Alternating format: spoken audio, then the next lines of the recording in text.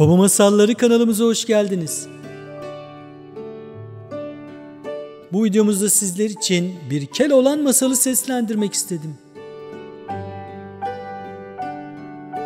Masalımızın ismi Keloğlan ile 3 Cambaz.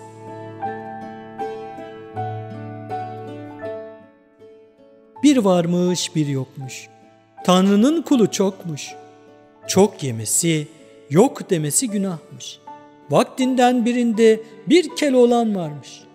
Köyün birinde kendi halinde yaşar, çiftli çubuğu peşinde koşar, uğraşır dururmuş.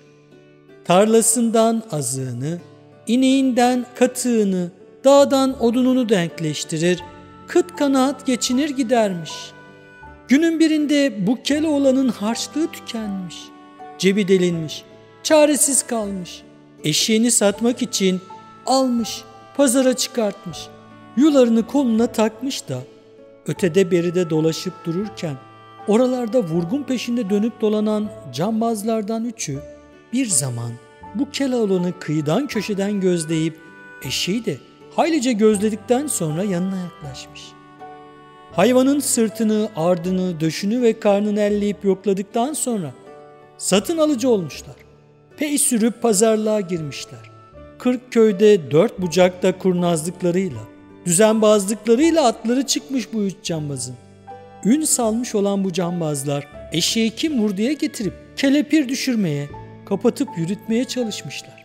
Tatlı diller döküp üstü açılmadık oyunlarını, düzenlerini indirip bindirmişler. Ama bir türlü Keloğlan'ın inadını kırıp kandıramamışlar. Pazarlıkta da uyuşamamışlar. Bir aralık denk getirip ikisi birden dereden laf söz edip oyalarken üçüncüsü de Keloğlan'a sezdirmeden eşeğin kuyruğunun ucunu kesip cebine sokuvermiş. Eşeğin değerini düşürüp Keloğlan'dan hınç almak istemişler. Hemen ortalıktan silinip savuşmuşlar. Keloğlan'dır. Ötede beride dolanıp dururken çok geçmemiş, bu cambazların ettikleri oyunu anlamış. Kel kafasını iyice kaşımış. Sonra çok kızmış. Gözleri gazaptan belermiş. İçinde coşmuş da dışında küfürleri basmış. Yine de yüreği soğumamış. O diyarda eşek çok para ettiğinden zararına mı yansın, uğradığı hakarete mi dönünsün bilememiş. Bu cambazları dar yerde kıstırıp öcünü almadan edemeyeceğini anlayınca da ant içmiş, değnek atmış, yeminler kasemler etmiş, pazardan ayrılmış. Tenha bir köşede eşeğin kuyruğunun altına bir gümüş lira yapıştırmış. Sonra dönüp pazar yerine gelmiş. Kalabalığın orta yerinde durmuş, dört bir yana dönerek bağırmaya başlamış. Eşek satarım eşek, arpa yer gümüş lira çıkarır. Eşek satarım eşek, arpa yer gümüş lira çıkarır. Pazardaki cambazlar bu Keloğlan'la eşeğinin çevresini sarmışlar. Aklını kaçırdı sanarak alay etmek istemişlerse de Keloğlan eşeğinin kuyruğunu kaldırıp gümüş lirayı gösterince hemen davranmışlar. Pey sürüp pazarlığa girişmişler. Fiyat yükseltip birbiriyle yetişip sen almayacaksın ben alacağım, hayır hayır ben alacağım diye çekişmeye başlamışlar.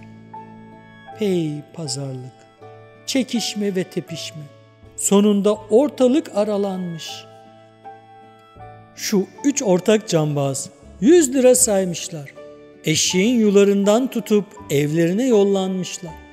Eşeği ahıra çekip önüne bolca arpa dökmüşler. Yanında da bir bakraçla suyunu koymuşlar. Ahırın üstündeki odaya çıkıp sabahı beklemişler.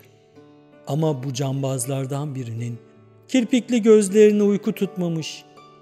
Çil çil liracıkları kabasa heybelere nasıl dolduracağını düşünerek sabahı güç halle etmişler.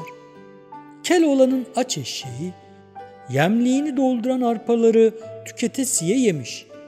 Tek tane koymamış. Yemliği yalamış yutmuş. Bakraktaki suyu içince şişmiş. Sonra şişip çatlamış. Kapının ardına yığılıp yuvarlanmış. Sizin anlayacağınız nalları dikmiş. Güç hal ile sabahı eden, yarı uyur, yarı uyanık çil liracıklarını düşünüp kıvranan cambazlar gün ışığınca davranıp ahırın kapısına gelmişler. İtelemişler, açamamışlar kapıyı. Önce düşünmüşler, hey gidi hey, dolmuş gümüş liracıklar. Sonra zorlanmışlar. Gözlerinin tekini kapının deliğine uydurup içeri bakmışlar. Bir de ne görsün, pırıl pırıl bir şeyler parlıyor. Cambaz bunu gümüş lira yığını sanmış da etekleri zil çalarak sevincinden sırt arıp ortalıkları uyandırmaya başlamış. Ama kapının budak deliğinden gördüğü parıltı eşeğin nallarına ait imiş. Arkadaşları uykudan uyanıp üçü de merdivenlerden paldır küldür tekerlenerek inmişler. Ağırın kapısına koşmuşlar. Önce gözlerini budak deliğine uydurup parıltılara bakmışlar. Sevinçlerinden sırıtıp sırtararak, el şaklatıp parmaklarıyla şıkıdım ederek oynamaya başlamışlar. Sonra da hep beraber kapıya yüklenmişler. Hay hoş, hak diyerek kapıyı itip aralamışlar. Zorlaya zorlaya içeri girmişler. İçeri girince bir de ne görsünler. Eşek yemiş arpayı, içmiş suyu. Şişip çatlamış da nalları dikip sırt üstü yuvarlanmış. Ellerini yüzlerine vurup göğüslerine de güm güm yumruklayarak Keloğlan'a veriştirmişler. Yürekleri soğumamış. Onlar da bir oyun düşünüp Keloğlan'ı alt etmek istemişler. Ölçülerini almaya kavil karar, yemin kasem etmişler. Keloğlan bu cambazların kendini arayıp bulacaklarını, yolunu yordamını arayıp ettiği oyunun acısını çıkaracaklarını bildiğinden hazırlıklara girişmiş. Oyuna karşı oyun düzenlemiş. 2 tavşan alarak evine gelmiş. Karısına demiş ki, bugün evi bir güzel düzene koy. Hazırlan, 1-2 kapta yemek yap. Kara koyunu keseceğim. Bacağından tavanın merteğini asarsın. Şu tavşanlardan birini hamur teknesinin altına kapatıyorum. Sakla da kaçırma. Ben şimdi öteki tavşanı alıp tarlaya çifte gidiyorum. 3 cambaz gelecek. Biri kısarak, öteki ortaca beserek, öbürü de uzunca ahmak. Beni sorarlarsa içeri almaz, fazla laf etmez, bana tarlaya gönderirsin diyerek uzun uzuya anlatmış karısına. Birkaç kez tekrarlamış, iyice de belletmiş. Keloğlan tavşanın birini alıp tarlaya yollamış. Aradan çok geçmemiş. Bu cambazlar çarşıyı dolanmışlar. Sorup soruşturup Keloğlan'ı bulamayınca da evini köyünü öğrenip kapıya dayanmışlar. Keloğlan'ın karısı kapının aralığından kocasının tarlada olduğunu söyleyince 3 cambaz davranıp tarlanın yolunu tutmuşlar. Yanaşmışlar, bakmışlar ki Keloğlan çift sürüyor. Öküz haydayıp türkü çağırıyor. Koşup yakasına yapışmışlar. Bire kuldan utanmaz, Allah'tan korkmaz. Bize oyun edersin ha? Ya paramızı verirsin ya da seni hemen şuracıkta döveriz. Aman Müslümanlar demiş Keloğlan. Sonra da Keloğlan'ı tartaklamaya başlamışlar. Keloğlan bu. Hiç telaşa vermemiş. Aman ağalar, hele durun, bir soluk olun. Bir yanlışlık olsa gerek. Bir gümüş lira çıkaran eşeğimi evde bırakmış, size öteki eşeğimi getirmişim. Yanlış hesap Bağdat'tan döner. Kusura bakmayın. Hele size ötekini vereyim. Eşekleri değiştirelim demiş. Cambazlar kızmışlar. Köpürmüşler. Yerlerinde duramaz olmuşlar. Aman bir oyun, yine de bir oyun. Eşek filan senin olsun. Biz paramızı isteriz. Hele paracıklarımız gelsin. Yoksa seni kıyam kıyam doğrarız. Ufalar bitiririz demişler. Keloğlan'ı sarsmaya başlamışlar. Bu Keloğlan pek durmuş. Hiç de telaşa vermemiş. Aman ağalar, hele tek durun. Bir soluk alın. Yanımda para yok. Bu akşam bizim evde konuk kalın. Paranızı denkleştirip vereyim. Yarın sabah hayırlısıyla kasabaya dönersiniz demiş. 3 cambaz bakmış ki olacak gibi değil. Keloğlan'ın dediğini kabul etmişler. Keloğlan da torbasından tavşanını tutup çıkartmış. Kulağına eğilmiş. Uzun kulaklı, tetik ayaklı, akçe tavşan, pakça tavşan. Doğru bizim eve koş. Akşama 3 konukla geleceğimi ablana söyle. Evi düzenlesin, odayı hazırlasın. Birkaç kap yemeği pişirip kotarsın. Kara koyunu da kestirip tavana assın. Gelince böleriz. budarız, kebap ederiz, haydi Allah deyip tavşanı bırakmış. Tavşandır, bir duralamış, kulaklarını oynatmış, sekip sıçrayarak seyitmiş, göz açıp kapayısına ortalıktan silinip gitmiş. 3 cambaz bu işe pek şaşırmışlar, İnanası olmamışlar. Ama bakmışlar ki Keloğlan sıkı duruyor, önemseyerek konuşuyor, hiç de şaka edere benzemiyor, birbirlerine bakmışlar. Hele bakalım akşam olsun da bir görelim, Keloğlan'ın evine gidelim de anlayalım, tek duralım da oyuna gelmeyelim diye aralarında fısıldaşmışlar. Gün dönmüş, Keloğlan'la birlikte öküzleri önlerine katıp eve gelmişler. İçeriye girmişler. Bakmışlar ki bu Keloğlan'ın Akça tavşana tembihlediği şeylerin hepsi yapılmış, oda düzene konulmuş, yemekler hazırlanmış. Keloğlan hamur teknesinin ucundan kaldırıp Akça tavşanı kulaklarından tutup çıkarınca, sırtını da okşamaya başlayınca şaşıp kalmışlar. Bu laftan anlayan, habercilik de eden akıllı tavşana gözlerini dikmişler de derin düşüncelere varmışlar. Sakallarını sıvazlayıp başlarını kaldırmışlar ki kara koyun da kesilip yüzülüp tavana asılmış. Bu 3 cambaz olup bitenler karşısında gümüş lira çıkaran eşeği de, boş yere ödedikleri paraları da unutmuşlar. Bu söz dinler, iş görür, haber ulaştırır, marifetli tavşanı yapıp yakıştırıp Keloğlan'ın elinden alıp gitmeye karar vermişler. Aman Keloğlan, etme Keloğlan, bizi bağışla, şu Akça tavşanı bize helalinden satıver demişler. Keloğlan bir kaşıklamış, 2 düşünmüş. Kendini iyice naza çekip sonunda sizi kırmak, gücendirmek istemem. İtibarlı hem de saçlı sakallı kişilersiniz. Lakin benden bunu istemeyin. Ağlar. Çünkü bu tavşanı daha yavruyken almıştım. Büyütüp eğittim. Uşağımdır, elimdir, kolumdur, kulağımdır. Tarlada, tokatta, çarşıda, pazarda bir hacetim olsa elimdir, ulağımdır. Başıma bir hal gelse, dar yerde sıkışıp bunalınca bundan başka yardımcım da yoktur.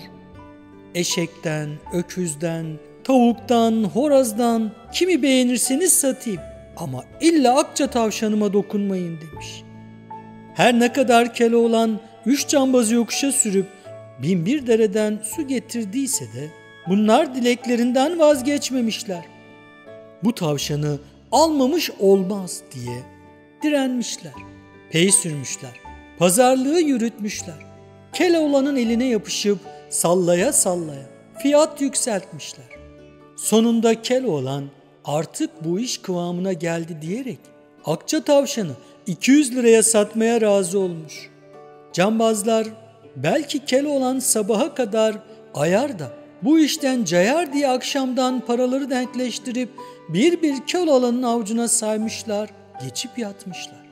Tavşanı da torbaya koyup yanlarına almışlar. Sabah olmuş, gün ışımış. 3 cambaz erkenden birbirlerini dürtüp uyanmışlar. Ne Keloğlan'a ne de karısına görünmüşler. Torbayı koltuklarına alıp aceleden yürüyüp gitmişler.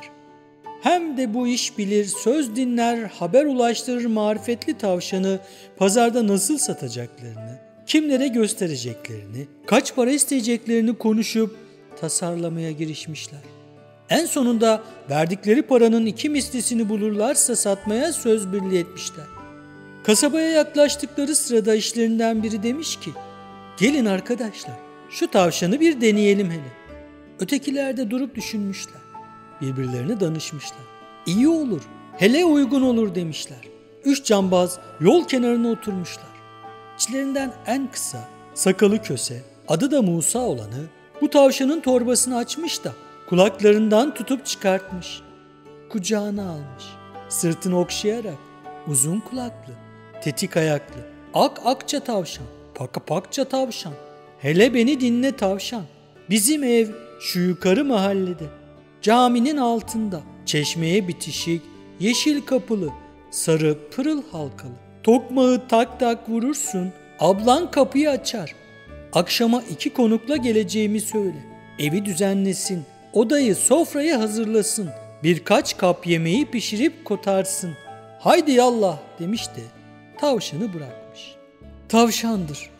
Bir duralamış, kulaklarını oynatmış. Sekip sıçrayıp seyirtmiş. Göz açıp kapayasıya tepeye doğru zıplaya zıplaya gitmiş. Bir süre sonra silinmiş, kaybolmuş. Bu üç cambaz arkasından bakmış. İçlerinden biri ötekine dönerek şimdi artık bizim eve varmıştır. Kapıyı tıklatmıştır. Bizim hatun açmıştır. Bu tavşanın konuştuğunu görünce şaşırıp kalmıştır. Hele akça tavşan, pakça tavşan, usta yetiştirmesi, ayağına çabuk haberci hem de gönül eğlencesi demiş de hep birlikte ağırdan alarak öteye beriye sapıp eğleşerek bir zaman sonra eve varmışlar. Adam tokmağı tak tak vurmuş. Olmamış. Güm güm gümletmiş. Olmamış. Cebinden anahtarını çıkarıp açmış girmiş ki her taraf darmadağın. Kadın da gaflet uykusuna dalmış gitmiş. Ev darmadağınık, üstelik ocak yakılmamış. Yemek de pişirilmemiş. Sofra kurulmamış. Cambaz hemen yeğenip karısını dürtüp uyandırmış. Hele kadınım, uyan kadınım, neden uyursun? Az önce sana uzun kulaklı, tetik ayaklı, ak tavşanı, akça tavşanı ulak göndermiştim. Evi düzenlememişsin, odayı, sofrayı hazırlamamışsın. Birkaç kap yemeği de pişirip kotarmamışsın. Ak akça, pak pakça tavşan nerede? Donup kalmamışsın diye bağırmaya başlamış. Kadın gözlerini ovuşturup kas kas gerinip van van esneyerek hangi ulak, ne haberi diye uyku sersemi şaşkın şaşkın sormuş. Adam, hanım sana az önceden uzun kulaklı, tetik ayaklı, ak tavşan, akça tavşan ulak gönderdim. Haberimi sana bildirmedi mi? Yoksa dediklerini anlamadın mı?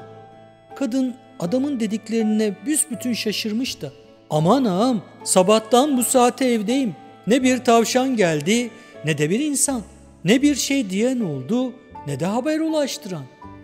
O zaman olup bitenleri hem de başlarına gelenleri bu cambaz hemen anlayıp kafasını yumruklayarak amanın arkadaşlar, hele cambaz yoldaşlar, vay başımıza gelenler, ne etti neler eyledi bu Keloğlan bize. Şu kadar yılın hem de bu dolapların bin bir düzenli cambazları olalım da bize bunları etsin, bizi dolandırsın. Aman cambaz kardeşlerim, bu Keloğlan'ı kıstırıp bastırmayınca, paralarımızı söküp çıkartmayınca, bacağından tavana asıp dilim dilim doğramayınca olmayacak. Buralarda artık barınamayız. Para kazanıp yaşamak şöyle dursun. Oyundan düzenden baş alamayız diye par par parlamış. Yelim yelim fır dönerek dövünmüş. Ötekiler de göğüslerini güm güm yumruklayarak ortalıkta çırpınmışlar. Bağırıp böğürmüşler. Davranıp sövmüşler. Yürekleri soğumamış da baş başa verip düşünmüşler. Taşınmışlar. Birbirlerine danışıp görüşmüşler. Bu Keloğlan'ı yakalamaya, baş aşağı getirip silkelemeye, paralarını almaya, sonra da yatırıp kıyım kıyım doğramaya ant içmişler. Yemin etmişler. Davranıp yellim yepelek, fır fır dönerek, kah yürüyüp kah sekerek Keloğlan'ın köyüne yollanmışlar. Onlar öteden gele dursunlar. Biz gelelim Keloğlan'a. Bu üç cambazın koşup geleceğini, çaresini bulup da düzenini kurmazsa kendisine neler edeceklerini önceden kestirmiş de hemen bir koyun kesmiş, yüzmüş, işkembesini çıkartıp içine de kızıl boyalı suyla doldurmuş. Sonra da çatı arasından eski kavalını bulup çıkartmış. Bir kılıf içine sokarak duvarına asmış. Karısını çağırarak demiş ki, az sonra üç cambaz gelecek. Sen şimdi şu işkembeyi entranenin altına, göbeğinin üstüne şöyle iyice bağlarsın. Onlar geldiği sırada seninle kavga çıkaracağım. Bıçağımı işkembeye saplarım. İşkembe delinip kızıl sular dışarıya çıkınca sen de bağırarak kendini yere atarsın. Bir iki çırpınır, ölmüş gibi yaparsın. O zaman ben duvardaki kavalı indirip çalmaya başlayacağım. Sen de aksırtıp tıksırtarak yavaş yavaş dirilir, ayağa kalkarsın. Aman dikkat et, oyunumuzu düzenimizi bozma ha demiş. Oradan çıkmış, tarlasına gitmiş. Bu üç cambaz aradan çok geçmeden koşup sekerek, birim birim söverek gelmişler. Keloğlan'ı tarlada çift sürerken, öküz haydayıp türkü çağırırken bulmuşlar. Koşup yakasına yapışmışlar. Bire kuldan arlanmaz, Tanrı'dan utanmaz. Bize oyun edersin ha. Ya paramızı verirsin ya da seni hemen şuracıkta öldüresiye döver, bacağından asar da kıyım kıyım doğrarız diyerek Keloğlan'ı tartaklamaya başlamışlar. Keloğlan bu. Durmuş, hiç de telaşa vermemiş. Hele etmeyin, telaş etmeyin ağalar. Ben sizi aldatmadım. Ne haddime sizi denkten atmak, oyun etmek, aldatıp dolandırmak ne mümkün. Tavşanı kendinize, evinize, sokağınıza iyice alıştırmadan iş buyurmuşsunuz. Ulak göndermişsiniz. Evinizi bulmadıysa kabahat sizde. Yoluyla, yordamıyla, kulaklarını okşayarak tarif etseydiniz vazifesini bir tamam yapardı. Zavallı akakça tavşan, pakça tavşan evinizi hala da arıyor olmalı. Ama siz madem ki paranızı istiyorsunuz, buyurun eve gidelim. Bulup denkleştireyim, paranızı vereyim demiş de öküzlerini çiftten çözmüş. Önüne katmış. Cambazlarla birlikte yürüyüp eve gitmişler.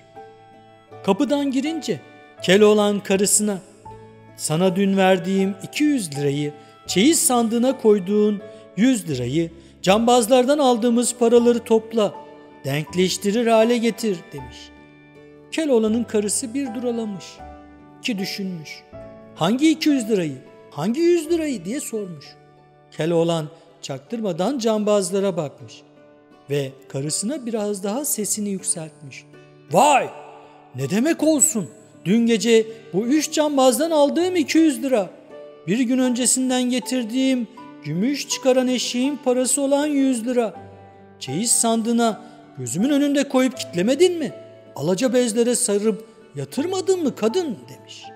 Kadın yine düşünüp durmuş. Aman ağam, sen bana ne 100 ne de 200 lira verdin. Başkasına mı verdin yoksa? Vay başıma gelenler. Dışarıda harcayıp gelip de benden mi istersin? Aman Müslümanlar, bu Keloğlan ne der diye bağırıp çağırmaya başlamış. Bu üç cambaz bakalım bu ikisi arasında neler olur deyip bir kenara çekilip izlemeye devam etmişler. Keloğlan kelsiz başına vurur, kızar, gözleri fal taşı gibi açılırmış.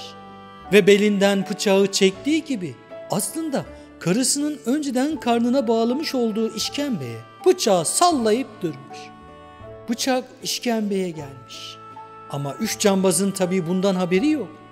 İşkembe patlamış. Kıpkırmızı bir su çıkmış. Üç cambaz korkudan iyice büzülüp kalmış. Elleri, ayakları tutulmuş. Oracıkta dikilip durmuşlar. Zavallı kadının karnından kanlar fışkırıyormuş. Bağırıp çağırıp yere devrilmiş kadın. Birkaç tepinmiş. Can depreşmiş.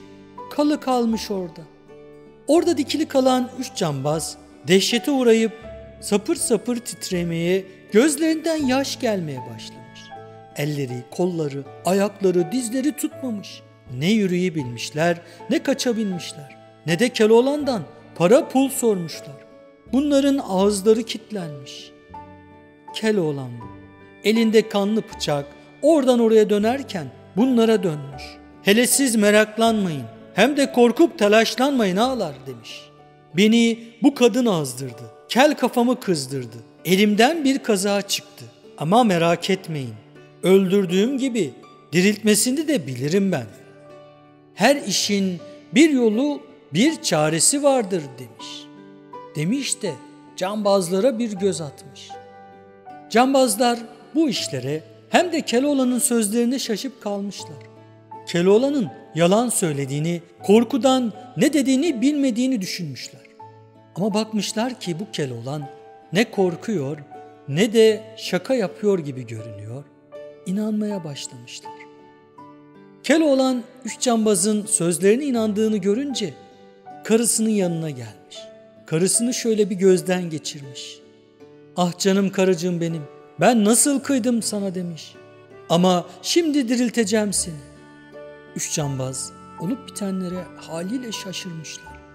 Üçü birden, ne dersin sen Keloğlan, haydi dirilt de biz de görelim demişler. Keloğlan ağırdan almış, yavaştan yürümüş. Duvardaki önceden koyduğu kavalı indirip kılıfından çıkartmış. Bağdaş kurup oturmuş. Düttürü düt düt düttürü düt düt çalmaya başlamış. Keloğlan kavalını öttüre dursun, üç cambaz kanlar içinde serili, eli ayağı çoktan soğuyup katılmış kadına bakıyorlarmış. Bir de ne görsünler? O sırada kadın yavaş yavaş kıpırdamaya, eli ayağı oynamaya başlamaz mı? Kadın önceden konuştuğu gibi Keloğlan kavalı çalar çalmaz ufak ufak kıpırdamaya başlamış. Keloğlan durmamış, kavalını daha bir yüksek çalmaya başlamış. Kadın da yavaş yavaş kıpırdamaya devam etmiş. Baştan ayağa, ayaktan başa titrer, dalgalanır, sonunda aksırıp tıksırarak kalkıp ayaklanmış. Olup bitenleri baştan sona seyreden üç cambaz biraz daha beklemişler. Geniş soluklar almışlar, ferahlamışlar. Yürekleri çarpmaya durmuş, yüzlerine kan, dizlerine güç yürümüş. Şaşırmışlar ama bir o kadar da sevinmişler. Ama şaşkınlıkları gözlerinden belli oluyormuş. Baş başa verip bir süre fısıldaşmışlar. Bu nasıl olur? Bu nasıl bir kaval ki? Ölen birini canlandırır deyip kendi aralarında konuşmuşlar. Sonra Keloğlan'a yalvarmaya başlamışlar. Aman Keloğlan, yaman Keloğlan, biz alacağımızdan da seni darp etmekten de vazgeçtik. Seni gördük, ilmini, hünerini gördük. Ne olursun gel etme, şu kavalı bize satıver demişler. Keloğlan, hayır ağalar, işte o olmaz. Ötekileri sattım ama bunu satamam. Ben çok öfkeliyim. Bazen çok cahillikler yapıyorum. Bu kavalım da beni birçok şeyden kurtarıyor. Kafam kızınca adetimdir. Çok şeye zarar veririm ama sonra hemen pişman olurum. Eğer ben size bu kavalı satarsam sonra ben ne yaparım demiş. Cambazlar dayanamamışlar. Keloğlan üç cambazı yokuşa sürüp bin dereden su getirdiyse de bunlar dileklerinden vazgeçmemişler. Varımız yoğumuz, her şeyimiz senin olsun Keloğlan. Ne olur şu kavalı bize ver demişler. Ve başlamışlar pazarlığa. Sonunda Keloğlan ölü dirilten kavalı 300 liraya satmaya razı olmuş. Aman Keloğlan pazarlıktan caymasın diyerek kendi aralarında 300 lirayı denkleştirip avucuna saymışlar ve kavalı da alıp hemen yola çıkmışlar. Birim birim sekerek, keselerden geçerek, dönüp dolaşarak sonunda cambazlardan birinin evine varmışlar. Akşam yemeği zamanıymış. Karısının daha sofra hazırlamadığını gören cambaz çok fena kızmış, kabarmış, söz ettirip bıçağını çekip karısına zarar vermiş. Zavallı kadın orada yere yığılıp kalmış. Ama cambaz hiç telaş etmemiş. Çünkü elinde onu canlandıracak bir kaval olduğunu düşünüyormuş. Analarının mahallede bir gümbürtü kopmuş. Komşular adamın karısına zarar verdiğini görerek bağırıp çağırmışlar. Gelip ne olduğuna bakmışlar. Bakmışlar ki üç cambaz oturmuş sırıtır, birbirlerine de işaret ederler. Ne korku, ne üzüntü, ne telaş ederler. Şaşırmışlar. Karısına zarar veren cambaz komşularına dönmüş ve demiş ki, siz hiç telaş etmeyin. Şu büyülü kavalı görüyor musunuz? Şimdi çalmaya başlayınca karım dirilip kalkacak. Hemen kavalı çıkartmış kılıfından, başlamış çalmaya. Çalmış, çalmış, çalmış. Sesli çalmış, sessiz çalmış, namesini değiştirmiş. Sonra diğer cambaz almış. Sonra bir diğer cambaz almış. Kadının başına gelmişler. Çalmışlar. Ne ettilerse nafile. Kadın bir türlü hareket etmiyormuş. Sonra bu üç cambazın akılları başlarına gelmiş. Vay demişler Keloğlan. Aman kelli Keloğlan. Amanın bu bize ettiğin 3. oyundur. Paramızı almakla kalmadın. bizi kanlı katil de ettin demişler. Davranın arkadaşlar, varıp yakasına yapışalım. Tek laf söyletmeden yatırıp da keselim, kıyım kıyım doğrayalım demişler. Ant içmişler, yemin etmişler. Davranıp yelelim, yepelek fır dönerek, kah yürüyüp kah sekerek Keloğlan'ın köyüne gitmişler. Aradan çok geçmemiş. 3 cambaz koşup sekerek, birim birim sekerek gelmişler Keloğlan'ın yanına. Keloğlan tarlada öküzleriyle çift sürerken bulmuşlar. Koşup yakasına yapışmışlar. Zaman vermeden, gak gık demeden çuvala sokmuşlar. Ağzını da bağlayıp sırtlamışlar. Omuzlayıp sırayla taşıyarak ırmağın yolunu tutmuşlar. Irmağa geldiklerinde üçü de çok yorgunmuş. Çuvalı bir ağacın altına bırakarak uyumaya başlamıştı. Keloğlan'dır. Horultularından, hırıltılarından bunların uykuya daldıklarını anlayınca bu çuvaldan kurtulup kaçmanın çaresini düşünmeye başlamış. Parmağının ucuyla çuvalda bir delik açmış, gözünü uydurmuş. Çuvalı çalkalayıp döndürerek onları gözlemeye girmiş. İleride bir çobanın sürüsünü otlatarak yavaş yavaş yaklaştığını görmüş. Bir süre sonra çoban ağaca yaklaşmış. Çuvala bakmaya başlamış. Keloğlan da çuvalın içinden başlamış inlemiş sızlamaya. Çoban Keloğlan'ın sızlanışını duyunca gizliden çuvala yaklaşmış. Çuvalı açmış. Bir de ne görsün, karşısında canlı başlı bir oğlan. Hem de kel. Sessizce sormuş. Ne oldu sana? Keloğlan ağacın altında yatmakta olan 3 cambazı göstererek bunlar beni kaçırdılar. Öldürmek istiyorlar. Aman çoban demiş. Sen beni kurtardın. Senden ricam al şu 100 lirayı, şu koyunlardan birini sokalım çuvala. Benim yerime onu atsınlar şu dereye demiş. Çoban 100 lirayı duyunca razı gelmiş. Almışlar koyunlarından birini, sokmuşlar çuvala. Bağlamışlar ağzını sağlamca. 3 cambaz uyanmışlar. Kalkıp çuvalı yeniden sırtlamışlar. Irmağa varmışlar. 2 ucundan tutup sallayarak fırlatmışlar. İçlerinden biri oh çekip rahat bir soluk almış. Artık şu Keloğlan'dan kurtulduk, hele şükür diyerek dönmüşler kasabaya. Yoldan gidip keselerden dönerken dağın öte yanına geçmişler ki yol kenarında koca bir koyun sürüsü yayıla yayıla gitmekte. Bir de bakmışlar ki kepeği sırtında, değneği elinde şu Keloğlan çoban kılığına girmişti. Geçmiş karşılarına sırıtmıyor mu? Gözlerini açmışlar da şaşkın şaşkın bakmışlar. Çuvalın içinde boğulmamış mıydı bu Keloğlan? Bu önüne katıp götürdüğü sürü de nedir? Gelip Keloğlan'a sormuşlar. Keloğlan bir sağa bakmış bir sola. 3 cambazı gözden geçirmiş. Pis pis sırıtarak siz beni ırmağın sığ yerine kıyısına attınız. Çuvalın içinden çıkmıştım ve bir baktım ki ırmağın içinde bir sürü ancak bu kadar çıkarabildim. Daha derinlere azıcık ileri yatsaydınız bundan daha çok sürü çıkarabilirdim deyince 3 cambazın gözleri parlamış. Dönüp ırmağa doğru soluk soluğa koşup gitmişler. Bu arada ağacın arkasından çıkan çobansa Keloğlan'ın yanına gelmiş. Ne oldu Keloğlan? Ne dedin 3 cambaza diye sormuş. Keloğlan çobana çok teşekkür etmiş. Meğerse Keloğlan çobanla anlaşmış.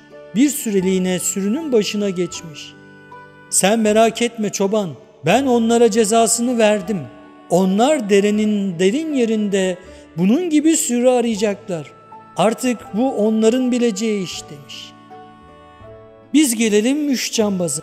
3 cambaz daha çok zengin olma hayaliyle sürekli başlarına gelenleri anlamamışlar. Bu hırs onları alıp götürmüş.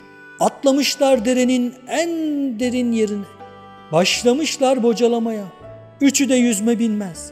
Üçü de tutmuş birbirini. Başlamışlar aşağı doğru çekmeye. Gak gık hık hık diyerek derinlere doğru dalmışlar. Dalmışlar ama ne olduğunu anlamamışlar. Çünkü derin sularda hiçbir sürü, hiçbir koyuna rastlamamışlar. Üçü de yüzme bilmez. Ne yapacaklarını şaşırmışlar. Ve başlamışlar debelenmeye. İşte orada akılları başlarına gelmiş. Kendileri başkalarını dolandırmak isterken Keloğlan bu üçüne çok güzel oyunlar ederek bu üçünü de akılını başına getirmiş. Üç cambaz bir şekilde birbirlerini iterek çıkmışlar dereden ve oracıkta yemin billah etmişler. Bir daha kimsenin malını yalanla, dolanla, oyunlarla almamak için. Çünkü bu üç cambaz daha fazla zengin olabilmek için insanları kandırıyorlarmış. Keloğlan'ın oynadığı oyunlardan sonra akılları başlarına gelmiş. Ve bir kez daha Allah'a yemin etmişler. Keloğlan'ın karşısına bir daha çıkmayacaklarını. Peki Keloğlan ne mi yapmış? Bu olan olayların hepsi ahaliden ahaliye duyulmuş. Herkes birbirine Keloğlan'ın üç cambaza yaptığı oyunlardan bahsetmiş.